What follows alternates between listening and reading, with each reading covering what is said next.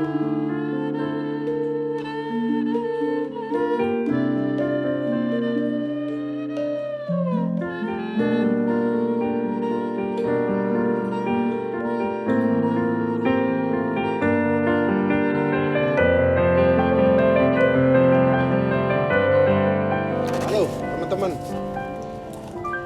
saya lagi ada di Sragen ini di Lokomotif Resto and Coffee, tempat baru yang nyaman di sini. Saya lagi ngajak teman yang mau cerita tentang rilisan video B-Project yang baru. Ini obrolan ini adalah tentang rangkaian pra-rilis itu yang menjelaskan beberapa hal tentang video yang akan dirilis oleh B-Project dalam karya lagunya Lilin. Dalam video itu B-Project berkolaborasi dengan seorang seniman muda ya, bersama komunitasnya gitu, dan berkolaborasi dengan wayang. Bagaimana kita mencoba membuat sebuah tayangan video dengan basic visualnya wayang Sandosa. Nah, kita akan ngobrol-ngobrol bareng kawan saya ini namanya Mas Robi. Nah, ini dia orangnya. Apa kabar? Baik ya? Baik mas. Baik, mas. Robi ini masih muda, cuman dia itu aktivis wayang ya. Aktivis wayang. Saya tertarik sama kamu Bi karena kamu punya kelompok yang berbeda ya, kelompok yang berbeda karena dia itu bergerak di jalur yang grassroots ya, mungkin sama kayak B-Project gitu, jalurnya jalur jalanan gitu underground gitu. Underground. Dia punya pergerakan wayang jemblung Ya, sama komunitasnya. Komunitasmu namanya apa Bi? komunitasnya namanya MB Production mas. MB Production. MB Pro. Okay. Ada kamu Robi, kemudian ada Kalau untuk MB Pro sendiri itu anggotanya sekarang sekitar 60 orang mas. 60 orang Ya, tapi kalau untuk di wayang jemblungnya itu ada saya, Mas Joko, terus Lala, Luki, Absoro, dan lain-lain lah. Yang kemarin ikut membantu di Sandosa juga. Iya, yang membantu itu kan ada 5 orang 5 ya? orang. 5 orang Ya. ya. Si kamu, Luki, Ya, Luki, Absoro, Adam, sama Mas Joko ya? Mas Joko. Oke. Ya. Iya. Aku 60 orang, terus ngapain aja tuh kamu? Pergerakannya apa aja? Ya, kalau di MB Pro sendiri itu ada beberapa, kita punya beberapa produk ya Mas. Dari MB Pro itu ada wayang jemblung itu sendiri, terus ada jadilan juga. Jadilan. Ada jaranan Selirewe kayak Tulungagungan nih Mas, kayak Tulungagung Kediri, terus juga ada kerawitannya juga. Kerawitannya itu sih. Jadi semuanya menggunakan media-media seni tradisi lama ya. Seni tradisi kalau yang MB Pro, tapi kalau untuk jemblungnya sendiri kita di underground ya, masuk mana saja bisa. Mana saja. Ya. Tujuan komunitas itu apa sih? Kalau di MB Pro itu kita lebih apa ya Mas? Kita lebih ngerakat ke seduluran sih. Lebih kita kan orang-orang perantauan, kebetulan saya sendiri kan perantauan ya Mas ya. Kita ngerangkul teman-teman dari perantauan menjadi satu wadah di mana mereka punya kegelisahan itu supaya bisa tersampaikan, karena emang kita butuh ruang buat mengekspresikan ya Mas kan itu. Tapi kalau untuk jemblung sendiri, di jemblung itu kita punya tugas untuk apa ya Mas? Untuk menarasikan ulang sih dari tradisi lama itu. Nah, aku tahu kamu itu dari Daniel waktu di podcastnya B-Project itu. Kebetulan kan pernah proyekan bareng sama kamu ya, sama komunitas kamu di satu event, dan yang aku lihat itu waktu itu aku pengen buat video B-Project untuk lagu Lilin dengan memang sudah terencana sih dengan wayang gitu. Tapi kemudian Daniel nawarin ini aja Mas, kalau bentuk-bentuknya kayak gini gitu, yang dilihatin karya kamu sama Daniel itu yang kalau nggak salah untuk acara Natalan ya itu ya waktu itu. Oh ya. Yang untuk acara Natal itu. Kali juga. Oke, pertujuan. Nah, aku tertarik kemudian bertemu itu, dan aku memang tertarik dengan Sandosa ya. Sandosa. Nah, mungkin kamu cerita dulu tentang apa itu Sandosa ke teman-teman ini. Wayang Sandosa itu. Sandosa. Kalau untuk wayang Sandosa sendiri itu kan punya arti wayang berbahasa Indonesia, Mas. Oke, sebenarnya kan berbahasa itu. Indonesia. Nah, cuma mungkin untuk kepertunjukannya dia lebih kalau ditarik ke akar untuk mengembalikan memori masa lalu di mana wayang ditonton dari belakang layar. Oke, ya. Ya kan seperti itu. Sandosa itu harus dilihat dari belakang layar. Melihat bayangannya gitu. Iya, betul. Nah, terus mungkin oleh waktu itu kalau nggak salah itu eranya Prof Tarno dan sebagainya itu kalau yang saya tahu sejarahnya itu mulai memainkan sinematografinya, Mas. Mengolah bayangannya itu supaya wayang ini bisa kita lihat seperti film. Yep. Ya kan? Ya. Dimana wayang-wayang itu tadi bayangannya bisa bermain blocking zoom in zoom out-nya itu. Kalau mungkin zaman dulu zoom in zoom out itu hanya efek dari api belencongnya itu. Sekarang lebih luas lagi. Sekarang lebih luas lagi. Gitu. Karena Sandosa itu menggunakan layar yang lebih besar ya. Layar lebih besar. Bahkan itu layarnya kadang menyerupai bioskop itu ya. Iya, betul. Dan kemudian dilihat dari belakang akhirnya pelakunya harus mengeksplorasi bayangan itu. Iya. Besar kecil gitu kan. Ya, dan itu yang memainkan wayang akhirnya kan juga tidak mungkin satu orang karena layar gitu ya. Betul. Dan itu kemudian layarnya besar bisa menampung banyak wayang. Banyak wayang ya kan? Dan itu yang memang saya menariknya di situ untuk menceritakan sesuatu Sandosa itu. Sandosa. Tapi apa yang sulit memainkan Sandosa? Apa yang harus dieksplorasi? Di balik layar itu kan harus mainnya di balik layar kita tidak tahu gitu kan. Iya. Mungkin kalau kesulitan itu pasti, Mas, karena teknik memegang wayang Sandosa dengan teknik memegang wayang tradisi itu udah berbeda. Lain ya. Udah lain. Karena mungkin kalau kita wayang tradisi biasa main seperti ini ya, dengan bersila gitu. Itu kalau Sandosa kita harus berdiri dan media lebih tinggi gitu, Mas. Dan kadang harus berlari ya. Harus berlari kan. Mas Bondon kan lihat pas kita tahu. Harus lari-larian karena layar yang lebar itu ya. Iya. Jangkauan itu. Iya, jangkauannya layar. Mungkin itu yang tidak diketahui karena yang nonton kan dari depan. Gitu.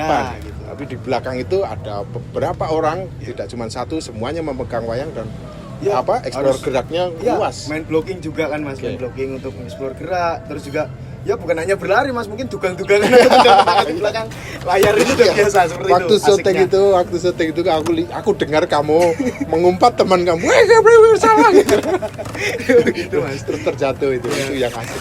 Nah, itu yang akan terrepresentasikan di video nanti ya. Jadi karya lagu Lilin itu kemudian diterjemah ilustrasi pesannya divisualkan lewat Sandosa yang besok itu. Oke. Yang mungkin nanti bisa teman-teman tunggulah apa yang terjadi di sana. Terus kemudian ya ini mengulang obrolan kita waktu kita ketemu pertama Waktu itu kita ngobrol, Bi, aku punya lagu ini nih, lagu Lilin.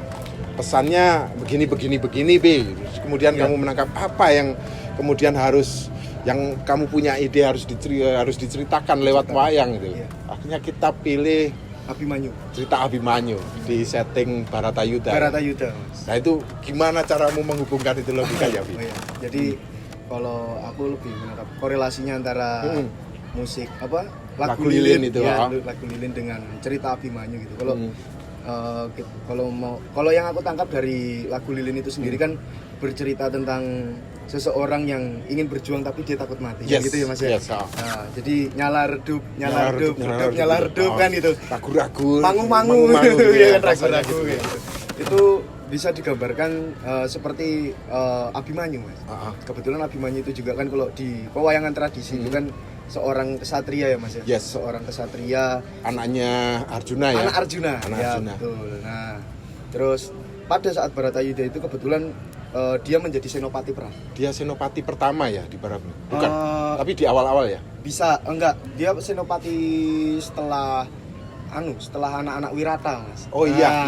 Setelah anak-anak Wirata si Seta, Utara itu meninggal ya? Sudah gugur, kemudian dia yang terpilih. Abimanyu yang terpilih jadi senopati. Nah, tapi katanya Abimanyu pada saat terpilih itu kemudian punya gejolak batin yang luar biasa. Iya. Kenapa itu? Punya gejolak batin yang luar biasa karena kalau kita tarik ke Lilin itu kan mungkin Abimanyu itu kan pernah punya sumpah di masa lalu, Mas. Abimanyu itu punya ketakutan akan sumpahnya dia sendiri.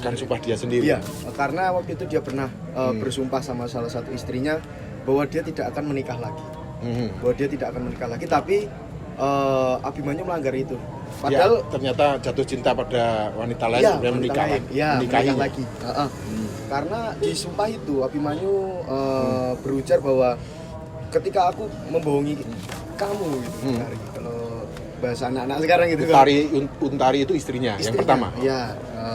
Kalau aku berdosa kepada kamu, biarlah 1000 panah menghujam tubuhku. Gitu. Sumpahnya itu, yang terucap. Sumpahnya gitu. Nah, terus akhirnya ketika Abimanyu itu terpilih jadi senopati, Abimanyu itu mangu-mangu teringat sumpahnya itu. Apakah ini jawaban dari sumpahnya? Apakah ini saat saya? Saatnya saya untuk menerima itu. Ucapan itu kan karmanya mungkin karena dia harus netepi janjinya dia kan gitu. Kalau mungkin kita di wayangan satrio ki yo kayak ratu barangan sabdo pandito ratu. Apa yang terucap ya enggak? Ya itu yang harus terjadi. Iya, betul. Jadi Abimanyu itu punya kegelisahan akan sumpahnya. Jadi ketika dia mau maju ke medan perang, dia selalu dihantui oleh sumpah itu. Ketika video klip makanya dia selalu terbayang-bayang. Ya, terbayang-bayang nanti terbayang. Itu. Oke. Tapi kenapa kemudian Abimanyu sudah tahu ya ketika dia ditunjuk senopati harus maju perang, dia teringat sumpahnya bahwa ini saat akhirnya pasti saya mati. Tapi kenapa dia harus tetap berangkat? Karena dia senopati, Mas. Karena dia senopati. Senopati itu pilihannya ya harus tato kalau enggak mati. Ya gitu. Dan itu diterima saja dan akhirnya memang dia mati. Harus mati. Dan seperti bayangannya dia terhujam 1000 panah. Ya, itu dia. Nah, ini yang terkorelasi dengan lagu Lilin ya. Lagu Lilin ya. Lagu Lilin itu aku ngobrol sama si Robi waktu itu.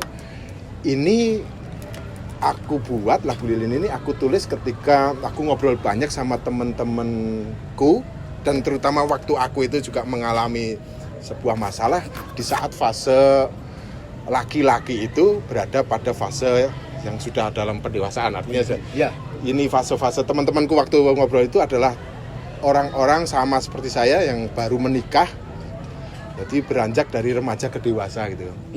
Kemudian dia menerima banyak masalah pertanggungjawaban bahwa harus membawa keluarga itu harus cari uang kayak cari apa gitu kan. Itu sebenarnya konsekuensi yang sudah dia tahu sebelum dia menikah, tapi kemudian itu saat dia menghadapi itu banyak masalah yang kadang sampai aku raiso ki, tapi kudu dilakoni. Tapi harus dilakoni. Aku kan waktu itu cerita itu dan itulah problem kemudian aku dan teman-temanku mengibaratkan kita seperti lilin gitu kan, yang harus tetap nyala menyinari ruangan gitu kan, walaupun nyalanya itu nggak seberapa tapi harus tetap hidup gitu kan, ditiup angin goyang-goyang harus tetap hidup. Nah ini seperti bayangan saya, wah cocok juga nih Abimanyu ya. Karena apa ya Mas, wayang itu juga sebenarnya kan timeless Mas, nggak akan lekang, makanya kontekstual Mas, wayang gitu. Jadi nggak ada kesan kuno sih sebenarnya, selama kita bisa menarasikan itu. Nah, memang itu rahasia dari wayang ya. Saya nggak tahu bagaimana wayang itu dibuat karena itu jadi timeless gitu kan. Itu memang ceritanya tokoh-tokoh itu, tapi kisah-kisah itu seperti dibikin meresum semua peristiwa kehidupan gitu kan, yang bisa dihayati di sepanjang masa gitu. Penyimpanan satu memori kolektif ya Mas. Jadi kayak memori kolektif banyak orang itu disimpan dari sebuah cerita. Kita tinggal mempelajarinya dalam setting bagian-bagian itu dari mana ya. Itu. Jadi nanti di dalam video akan direpresentasikan wayang Sandosa, cerita Abimanyu yang menurut kita berdua itu terkorelasi satu sama lain gitu kan tentang kisah ini. Itu. Tapi Mas, bahwa mungkin nanti kalau ada kurang-kurangnya saya ada yang berbeda juga. saya mohon maaf karena emang sanggit yang di Lilin ini saya buat sesuai kehidupannya Mas Bondan waktu itu, karena saya bertanya apakah Lilin ini nyeritakan Mas Bondan sendiri. Oke ya kan ya gitu. Akhirnya ada jawaban, akhirnya emang kita buat sesuai memori kolektifnya Mas Bondan gitu. Jadi sanggit-sanggitnya pun di situ nanti ada yang mewisuda senopati itu malah bukan pengageng dari negara tapi gitu. istrinya. Tapi istrinya. Tapi praktek sanggit itu adalah penyesuaian cerita ya atau rekonstruksi cerita. Jadi cerita itu dikembangkan, dikontekstualisasikan itu biasanya oleh dalangnya. Dan itu praktek itu dilakukan di setiap dalang ya. Iya, Mas. Dan kali ini memang sutradaranya Robby gitu kan, yang menyutradarai wayang itu, maka Robby itu menyanggit itu. Kata Robby itu menyesuaikan tentang kebutuhan kisah saya gitu kan. Itu. Jadi ada sanggit di situ yang mungkin sedikit berbeda versinya dengan kisah-kisah Abimanyu kisah yang lain. Abimanyu Bratayuda yang lain. Tapi memang harus begitu gitu kan, harus ada penyesuaian di dalam seni ya ketika apalagi ini kita bertemu antara wayang dengan musik pop gitu kan, musik populer itu harus ada penyesuaian. Saya pun juga melakukan rearansemen kan waktu itu karena setelah ketemu Robby, pergerakan wayang itu kalau dalam tempo versi lagu Lilin yang lama terlalu cepat ya, terlalu cepat dan Robby memang saya melihat akan kesulitan untuk bukan kesulitan ya, bisa saja, tapi gerak-gerak wayang itu jadi kemudian tidak terlihat detail kan kalau terlalu cepat. Akhirnya saya sesuaikan, saya perlambat temponya, kemudian saya menggarap ulang bersama teman-teman Project untuk menambah kesan tidak terlalu terpisah, tidak terlalu kontras gitu dengan memasukkan unsur gamelan ya, suara-suara gamelan di dalam lagu Project itu. Terus saya juga memperbaiki ragam-ragam ornamen di dalam musik supaya tidak terlalu penuh, supaya penampilan wayangnya Robby itu lebih bisa optimal, tidak terganggu dengan ornamen musik gitu. Karena waktu itu kan saya membuat lagu Lilin versi yang pertama itu, saya tidak membayangkan bahwa lagu itu akan diisi ilustrasi wayang kan. Nanti kalau itu kepentingannya adalah untuk pertunjukan tunggal musik, jadi mungkin harus penuh gitu. Tapi kemudian ketika wayang masuk memang saya harus berubah. Nah itulah praktek sanggit. Jadi kamu melakukan sanggit, saya melakukan sanggit. Ketemu. Artinya dalam pertemuan kolaborasi memang harus ada ada penyesuaian ulang. Gitu kan. Warna baru juga. Warna baru gitu. Nah itu yang akan kita sajikan nanti. Jadi Robby mencoba memvisualisasikan Lilin lewat wayangnya, kemudian Project juga melakukan rearansemen ulang dari lagu Lilin yang sudah ada. Jadi ini versi kedua lagu Lilinnya yang disajikan lewat wayang Santosa gitu. Tanggal 20 nanti kira-kira akan tayang ya, Bi ya. Oh, oke, siap. Sudah ditunggu. Ya, sebenarnya prosesnya sudah terjadi dulu ya. Kita sudah merekamnya sudah beberapa waktu yang lalu sudah jadi. Cuman kita mau mengeluarkannya itu masih menunggu wangsit ya. Menunggu mood gitu kan. Menunggu mood, dan mungkin ini sudah saat yang tepat untuk merilisnya gitu kan. Bisa dilihat, dan obsesinya sih dalam proses pembuatan ini yang harus juga diketahui teman-teman bahwa kita memang sepakat tidak melakukan editasi ya waktu itu ya. Tidak mengedit ya. Jadi Robby itu benar-benar di dalam video itu direkam penuh full gitu. Jadi dia melakukan running gitu, tidak ada editan per babak demi per babak gitu, karena saya merasa juga kalau diedit itu rasanya mungkin akan hilang ya. Memang efek-efek sinematografi akan bisa rekayasa ya, tapi kesan sinambungan gitu, ruhnya itu saya pikir akan banyak yang hilang dari pertunjukan wayang. Jadi tidak ada yang terpotong di dalam, tidak ada pemotongan gitu. Jadi dari awal sampai akhir memang Robby ngepas ke timing itu ya, Bi ya. Iya, jadi emang gini sih Mas, kan kalau biasanya umumnya ya Mas, ini pada umumnya Santosa pada umumnya itu kan biasanya musik itu kan membangun suasana. Jadi yang mengikuti wayang kan gitu. Tapi kan kali ini agak dibalik. Jadi wayang membangun ilustrasi dari musiknya. Ya kan, terus musiknya juga record Mas. Kan gitu, musiknya record dan kita harus mengikuti terus. Nah, itu yang agak sulit. Biasanya kan kalau metode saya waktu itu sama Daniel juga Daniel, kita record itu dulu. Record apa namanya? Musik dulu. Wayang dulu. Kemudian baru musiknya baru disesuaikan lagi. Kalau ini yang proses sama Project dari kembali ya. Udah jadi nih. Jadi gitu. Saya agak mempressing Robby. Ini udah jadi musiknya disesuaikan Robby yang mengikuti ya dengan gitu. Jadi aku terima kasih banget, jadi pekerjaan Project jadi tidak berat. Enggak Mas, emang satu tantangan juga emang karena mungkin aku kita anak muda ya. Anak-anak muda butuh tantangan ya. Butuh tantangan. Emang seneng banget ditantang Mas. Gitu. Seneng ditantang jujur. Yes.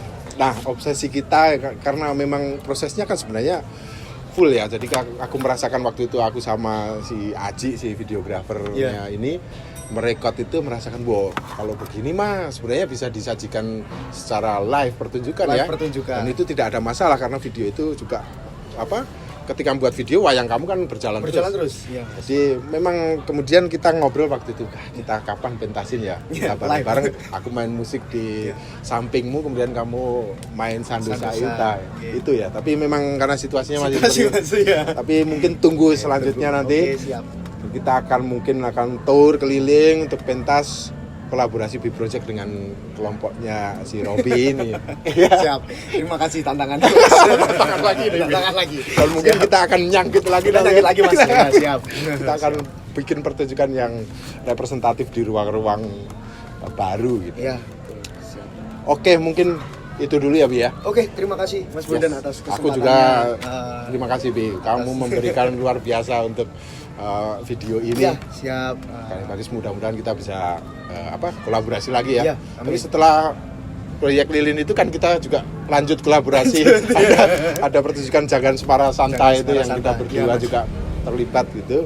Jadi setelah proses ini saya sama Robby itu juga jadi sering karena ada satu penyadaran bahwa bisa ya ternyata kita bikin pertunjukan yang coba-coba pertunjukan gitu dengan antara musik mengkolaborasikan musik dengan santosa gitu ya. Bisa Mas, walaupun harus diserang-serang.